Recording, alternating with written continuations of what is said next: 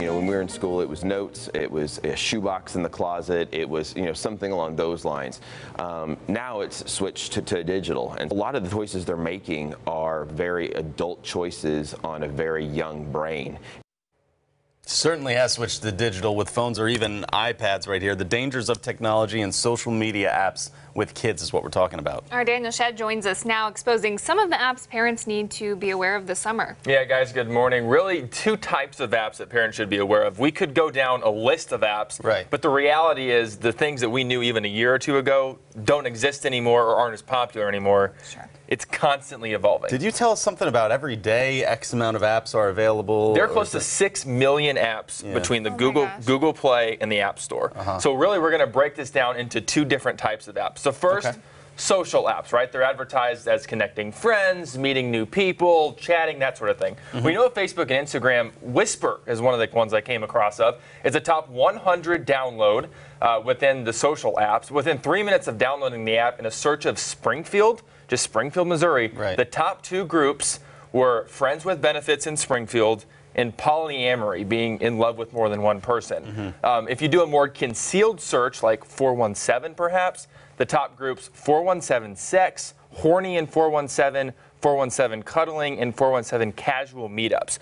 So it's one of those things, top 100 download in terms of social apps, and within literally 3 minutes, a search of even Springfield, Missouri.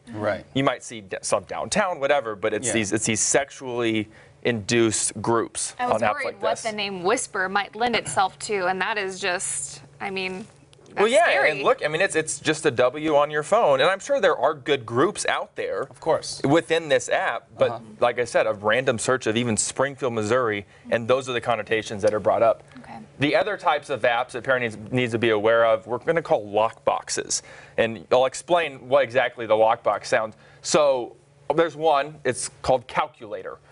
It looks like a calculator, even acts like a calculator. You enter a password, and it opens up literally a lockbox on your phone. Inside the app, it holds private pictures, private messages, private videos, private contacts, browsing history. This is the option to take a picture, put it in there, and it's not on your correct. So if someone takes a risky picture, doesn't want it on their photo part of their phone, when you click on photos and see everything, you put it in this lockbox that's only accessible inside that app, and that's where it hides. And like I said, if you're a parent and you're unaware of this, scrolling through your kid's phone, it looks like a calculator. You can even type 1 + 1 = 2 in there, and it pops up with, it functions, absolutely. And it's only when you enter that password does it open up this other side of the app. Interesting. And I'm not a parent, and I didn't know about any of these things. It's certainly something that you're just trying to alert some people out there. Just, hey, these days everyone has cell phones, and I think people get smartphones just younger and younger now, right? Yeah, and I talked to a counselor down in Nixa, and she really said it all begins with having that conversation, because parents, even us,